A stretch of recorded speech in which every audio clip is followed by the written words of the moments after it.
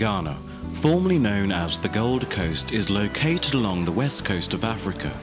The country is 238,537 square kilometers in size, with a population of about 25 million.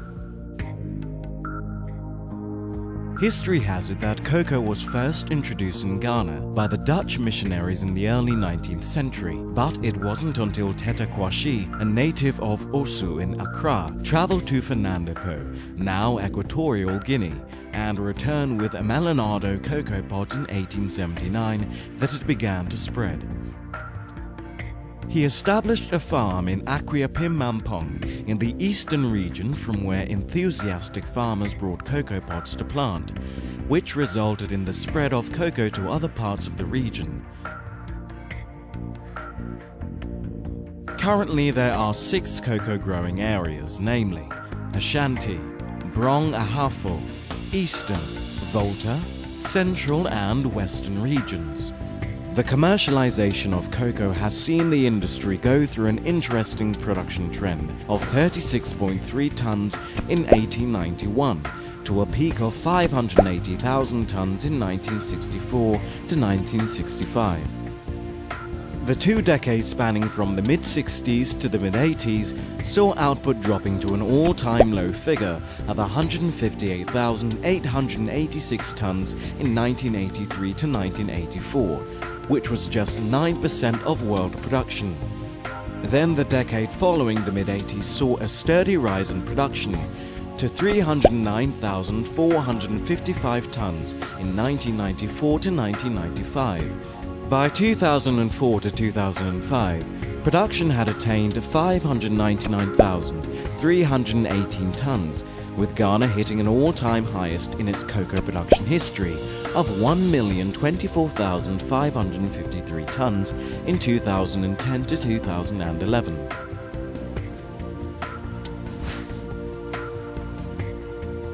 It is important to understand that the period of decline of the industry was caused mainly by factors such as low-yielding cocoa varieties planted at the time, aged farms.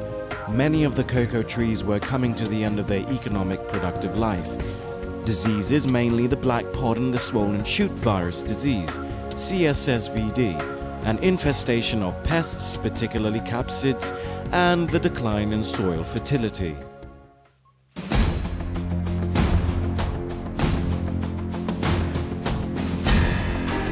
To address these threats, Ghana Cocoa Board, popularly known as COCOBOD, the official agency responsible for the cocoa industry in Ghana, charged its research arm, the Cocoa Research Institute of Ghana, CRIG, which was established in June 1938 to undertake scientific research to come up with solutions.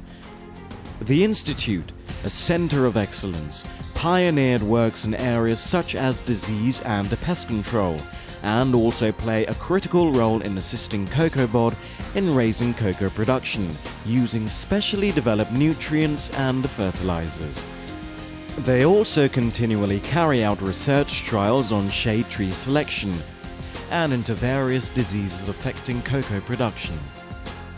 CRIG's bid for solution to the declining cocoa industry in Ghana caused them to research and develop high-yielding, low-gestation cocoa varieties in 1972. These varieties developed are also tolerant to the black pod and CSSV diseases, capsid pests, and drought. CRIG also works on specially developed nutrients, insecticides, and fertilizers for cocoa. Each insecticide or fertilizer used on cocoa to date goes through rigorous testing for at least 3 years to confirm their efficacy and ensure the maximum residue levels, MRLs, are within internationally acceptable levels before they are approved for use on cocoa. The hybrid planting material developed by CRIG is handed over to the Seed Production Unit, SPU, of COCOBOD that is responsible for hybrid seed multiplication. The planting materials are multiplied in the 26 seed gardens spread across the cocoa belt. The processes of multiplication of hybrid planting material are as follows: establishment of special wood gardens and clonal budding materials, hand pollination of flowers in the seed garden for production of hybrid cocoa seed pods for farmers, raising of hybrid seedlings at stations and at designated nursery sites for distribution to farmers for the rehabilitation of aged and denuded farms and the establishment of new ones. The hybrid seedlings are also distributed to farmers by Cocoa Health and Extension Division, SHED, of COCOBOD, for replanting of swollen shoot virus disease treated farms.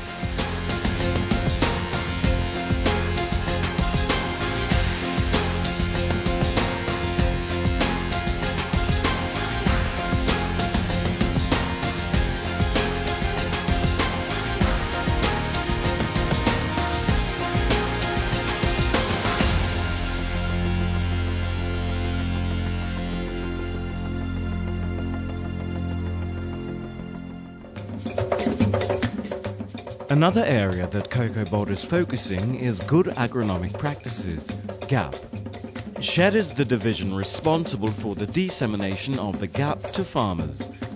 The farmers are being encouraged to plant only approved planting materials and indigenous trees for shading.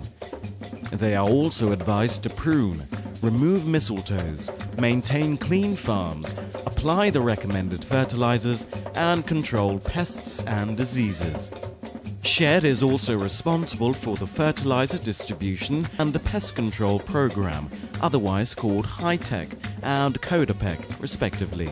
Other government interventions in the cocoa sector aimed at encouraging sustainability include the encouragement of the youth in cocoa production. To achieve this objective, incentives including the provision of technical backstopping, training and enhanced access to inputs, including free seedlings, are being provided to young farmer groups across the cocoa belt. COCOBOD is instituting a program that targets young farmers. And so for young people who want to go into agriculture, if they contact, the COCOBOD, especially the chief executive, it's a program that he's rolling out to bring young people into cocoa farming. And they will help them with the seedlings. The seedlings are free of charge. They will help them with the spraying, tending to the cocoa crops. They will help them with the fertilizers and the inputs and all that. And so I think that is something our young people should consider.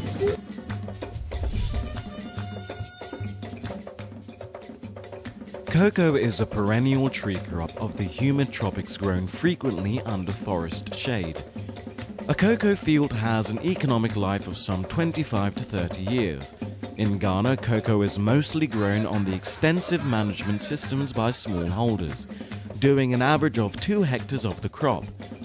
It is estimated that there are 800,000 cocoa farmers in Ghana, with the majority being smallholders. When the fruit is matured and ripened, they are harvested with long-handled knives or machetes. The harvested pods are heaped and broken open, usually with a wooden stick, and the beans scooped out by hand. The wet cocoa beans with their sweet mucilage are then fermented for 5 to 7 days. Fermentation is essential to develop the desirable traditional chocolate flavor. The fermentation is done in a heap using banana leaves or fermentation trays or boxes. The beans are turned over at least 3 times to ensure the cocoa is thoroughly fermented. Post-harvest practices influence cocoa bean quality significantly. Once fermentation process is complete, the beans are dried for at least 10 to 14 days in the sun on a raised platform.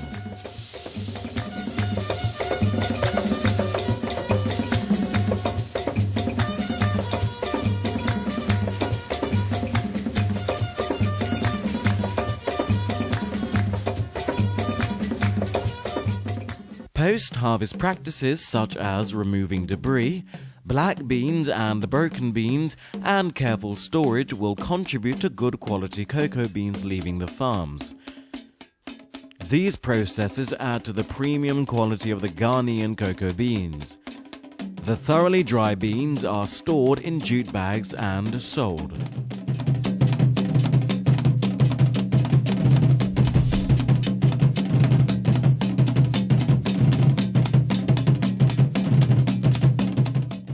Farmers deliver the dry cocoa beans for sale to agents of licensed buying companies, LBCs. The LBCs prepare the beans for grading and sealing by the Quality Control Company Limited, QCC, of COCOBOD. The quality control officers sample the beans to ensure they are thoroughly dry, perform cut tests to check the beans meet the quality criteria, and tag the sacks with seals to allow traceability to the source. Cocoa beans certified by QCC are then transported and delivered to Cocoa Marketing Company, CMC, Ghana Limited, a subsidiary of COCOBOD, at designated takeover centers for shipment to local and overseas buyers. At the takeover point, QCC recertifies the quality of the beans and conducts the final quality checks prior to shipment. The CMC is responsible for the external marketing of cocoa beans and conducts forward sales of Ghana's cocoa beans prior to harvesting and delivers on contract to buyers. Ghana exports to the UK, Europe, America, Asia and Australia. Cocoa beans from Ghana are shipped from the ports of Tema and Takoradi, using Europe-West Africa Trade Agreements conference shipping lines registered with COCOBOD. Other independent shipping lines also register with COCOBOD to carry cocoa from Ghana. Cocoa beans shipments take the form of bulk in containers, break bulk and mega bulk shipment.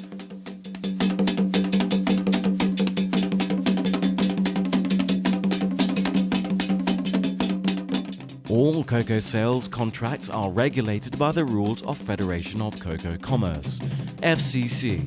Buyers of Ghana cocoa beans must be registered members of either FCC or Cocoa Merchants Association of America, CMAA.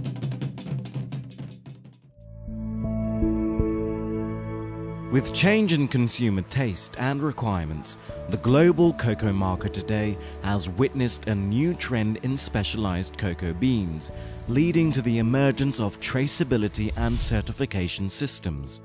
Ghana is playing a leading role in the production of certified cocoa, such as Organic, Fair Trade, Rainforest Alliance, and UTZ certified. To maximize cocoa revenue and meet changing industry trends, Ghana processes about 20% to 25% of annual output, with a long-term target of 40 to 60%. Presently, there are a number of Ghana-based international and local cocoa processing companies, such as Archer Daniels Midland Company, ADM, Barry Callebaut, Cargill, Cocoa Processing Company Limited, CPC, of which COCOBOD has a significant stake in, Niche Cocoa Industry Limited, and Touton Cocoa Processing Company, TCPC. Prominent buyers including the global leading cocoa processing and chocolate manufacturing companies such as Cargill, ADM, Mars UK, Capri, Nestle, Ferrero and Hershey rely heavily on Ghana cocoa as an important ingredient. Cocoa plays an important role in Ghana's economic development process. It is the third highest foreign exchange earner to crude oil and gold. Aside cocoa providing livelihood and income for a large proportion of the workforce, revenue from cocoa has over the years been used to finance infrastructure in education, health, and roads. Research by Krigg has yielded positive outcomes. The pod husk and cocoa sweating now have useful economic value. They are raw materials for the production of byproducts, including fertilizer, animal feed, soap, wine, and jam. The aim is to encourage cottage industries where the local farmer can generate additional income.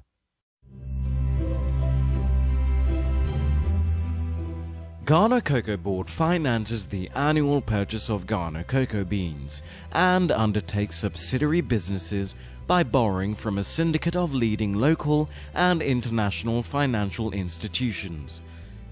The key consideration by lenders are Ghana sells its cocoa to reputable buyers at 110% coverage ratio against fixed-price contracts.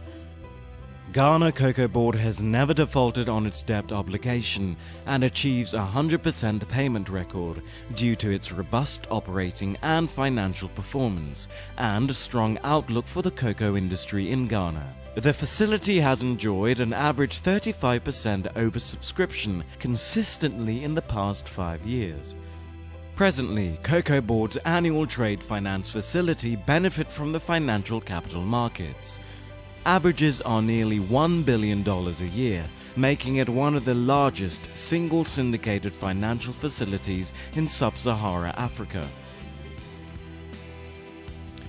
The future of the cocoa industry is bright, and it will continue to support the sustainable livelihoods of millions of its people. The saying that cocoa is Ghana and Ghana is cocoa will remain a truism for decades to come.